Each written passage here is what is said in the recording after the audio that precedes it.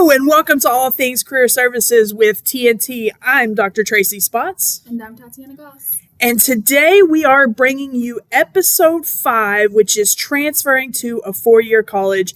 And I'm so excited about today's episode. We have one of my longtime dear friends. I think we've been friends for like 12 years.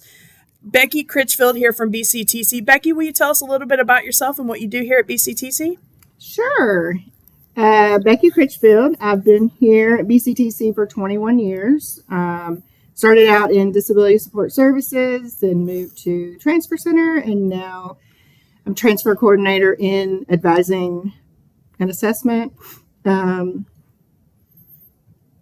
I've known you for 12 years. I don't know what else to do. No, that's perfect. So we just have a couple of questions we're going to jump in and ask you about the transfer process. My friend Tatiana and I here. And then once we're done, we'll be all set and we'll let you leave. Does that sound good? That sounds great. All right. So what are the key steps in the transfer process from a community college to a 4-year institution? And what timeline should students be aware of when planning their transfer? So the first step in that is to decide a few things, where you're going to go. And the reason for that is you need to decide if you're going to a public school in the state of Kentucky, public school out of state, a private school, program-specific deadlines. The deadline piece is to decide that piece.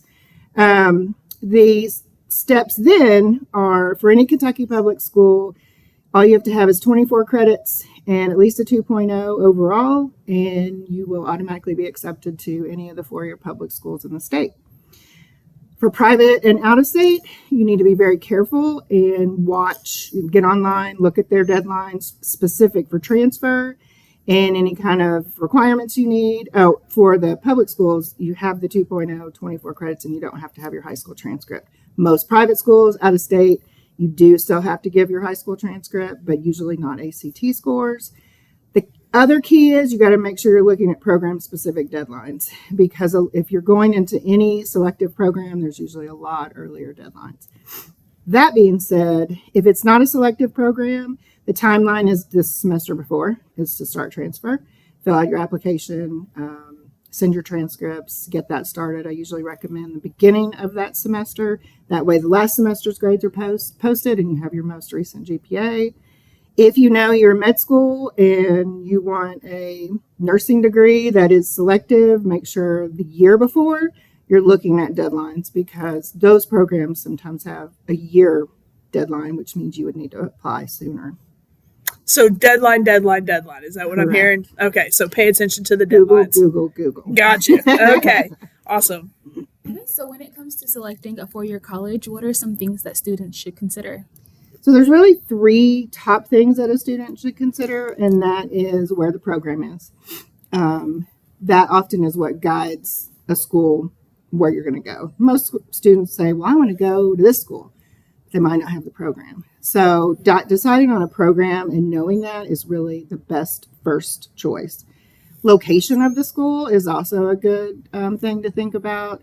You know, some students say, I want to go to, Berea, but live here and aren't going to be able to travel. So they need to really kind of consider the location. And then cost, obviously. Cost.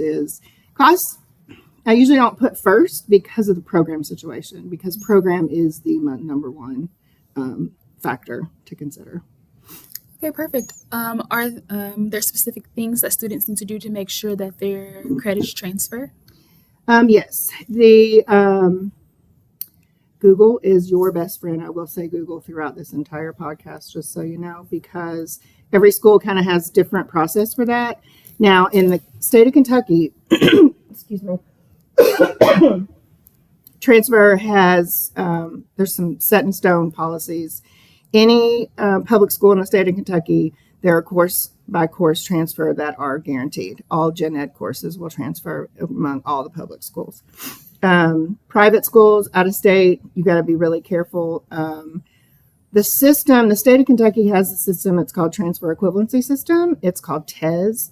All the public schools in the state have that, and that's where you can go in. You can actually go to the Transfer Services website and pull up all links to the different schools to their transfer equivalency systems and look and search for how KCTCS schools transfer directly to that specific school. Many of the private schools have those. Out of state don't typically have TES, some do. The key with the transfer credits is to visit the websites, and honestly, Googling the school itself and transfer equivalencies will take you right to the page that has those equivalencies.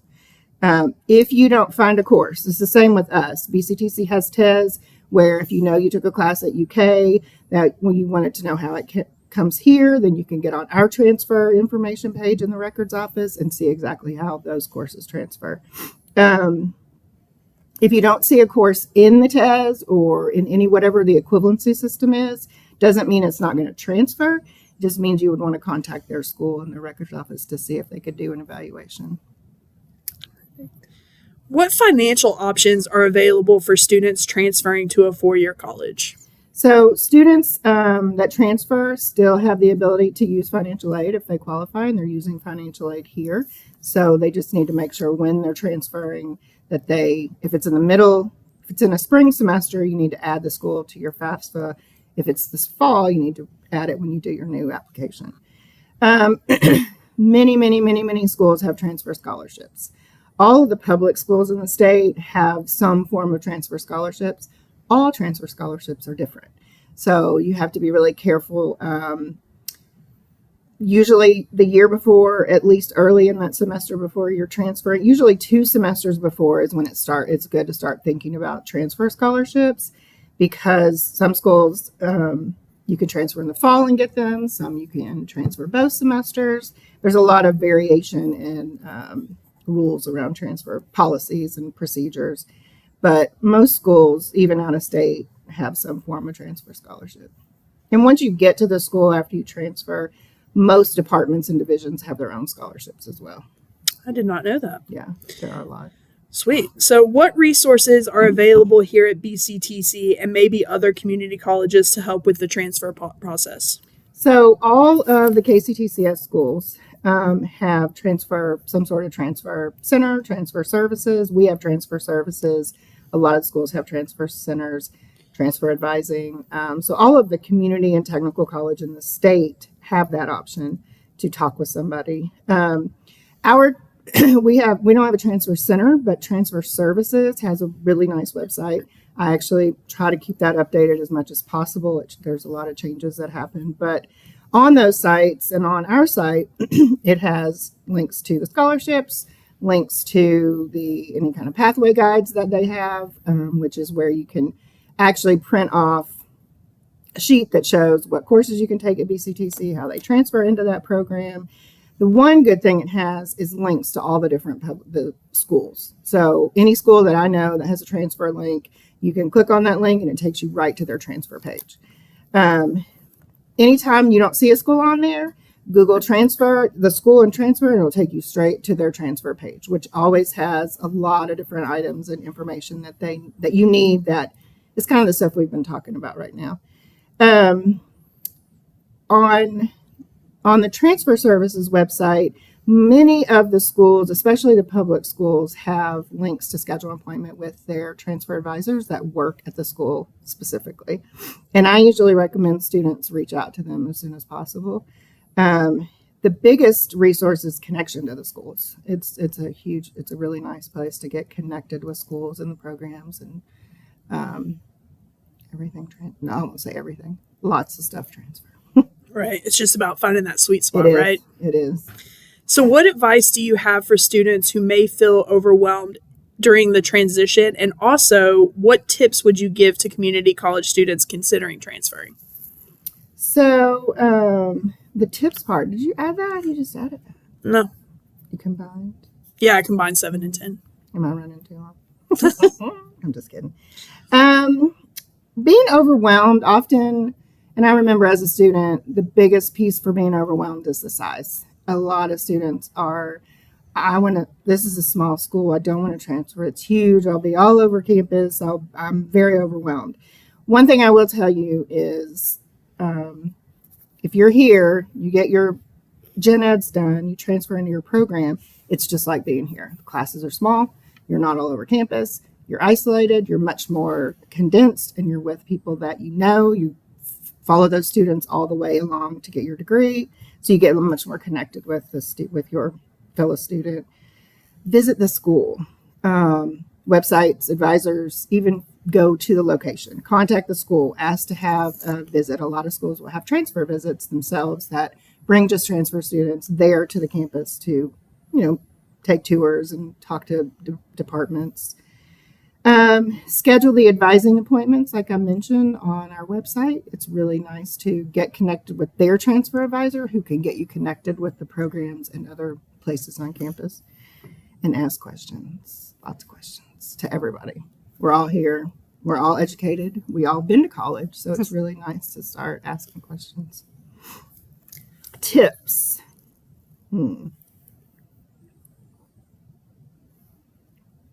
I would say know your career is one of the very most important pieces. Get a career decided before you think about transfer, because the career guides the program guides the transfer. So the tip would be to contact you, Tracy, in career services to really try to get that moving. I think that a lot of times people they just think about transfer, but they're not really thinking about their career, thinking about their future program. And that's really the first thing to do. That would be a tip. Yeah, that's probably the biggest tip I would give. Okay. Well, that was a great tip. What are some common misconceptions about transferring that you can debunk, and how can students stay motivated during that process? So the biggest transfer misconception is course transfer. Our courses transfer. Most of our courses transfer, even if they transfer as an elective. A lot of our technical courses don't transfer as individual gen eds or individual program related courses, but they are going to transfer as electives. Sometimes if it's a specific program, they'll transfer as a block and allow you to go straight into the upper division parts of, the program courses. The education is not the same, is what I hear a lot. I'm not going to get the same education as I get at the 4-year. Honestly, that is a huge misconception, and it is completely opposite. And the reason is because our class sizes are so much smaller that you get to know your professor and you get to know the students and you get more one-on-one help with the class. So the education is the same. We have UK teachers who teach here. We have in the math and the science areas in most of the 4-year schools, they send their native students here to take math classes. So the 4-year schools are very accepting of our education, which says, yes, our education is the same. And I think that's probably the top two. Okay. And to end on a positive note, can you share any success stories of students who transferred successfully? So I don't track transfer students after they transfer, but I am going to use a success story of myself. It's been a long time since I've been in college, but when I started college, I had quit high school, got my GED, had a child, worked in not the greatest paying jobs. My son was 2. I decided to go to college. I was 26. Started college here at BCTC. It was LCC at the time. I was here for about 3 years, earned 2 college degrees here, transferred to UK. I was scared to death. I did not want to transfer. I wanted to earn my bachelor's here, and they told me I could not. So I had to transfer. That's when I realized once I transferred that it's just like being here. The class sizes are not as big because once you're in your program, everybody else is dispersed. It's the gen ed classes that are the huge classes. So I felt really comfortable, and I earned my bachelor's and I earned my master's degree while I was there. Then, right after my master's, I came to work here 21 years ago. So I came right out of college, came right back, and then worked in transfer, and I'm giving it right back what I got from you. That's awesome. Mm-hmm. So do you have any last words of wisdom to impart on our listeners before we bid you adieu, my dear friends?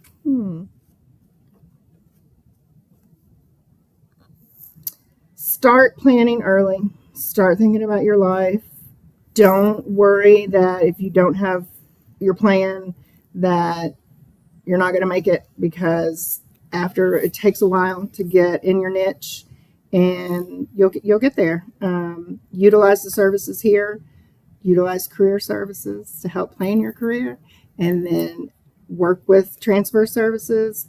But one tip about college that I do want to give everybody, and I try to give everybody just about college in general, is talk to your professors. Get to know your professors. Get to know the folks in your classes. The more you communicate, the more successful you're going to be. I will say that. I learned that. Awesome. That's great advice. I love that. So, all right. Well, that's all things considered with career services with TNT. Thanks so much. All right. Thank you.